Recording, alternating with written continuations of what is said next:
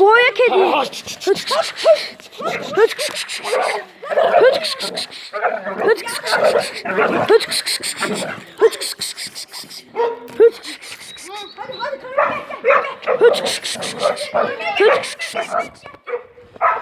Boğuşturuyor, kediyi boğuyor. Al çek Murat.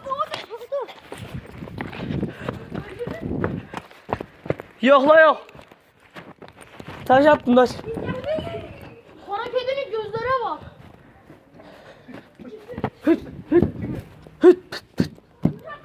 Yana gitme, boğar hayvanı bırak, yana gitme.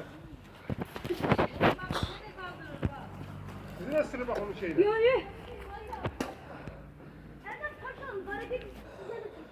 Kara kedi bir şey yapamaz. Gel. Nasıl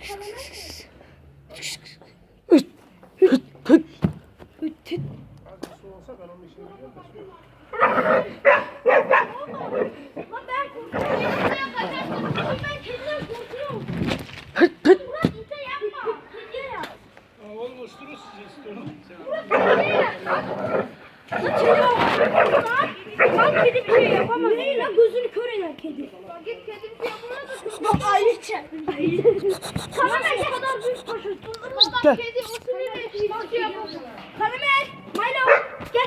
Ne karamel maylısı oğlum, siz mal mısınız? Mal mısın oğlum? Ne? Oğlum Jesse adı. Lan Jesse'ye demiyorum. Gel. Lan taş getirin bana. Ha ozağa getir ozağa.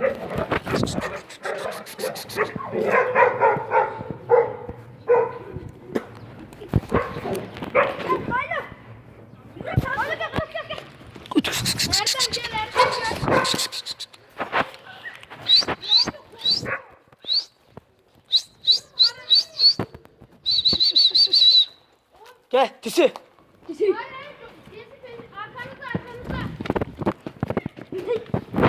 Gel. Murat o iş var. Aha tut. Murat,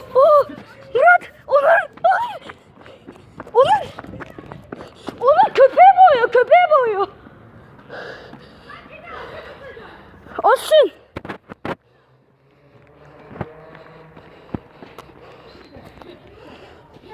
Jesse.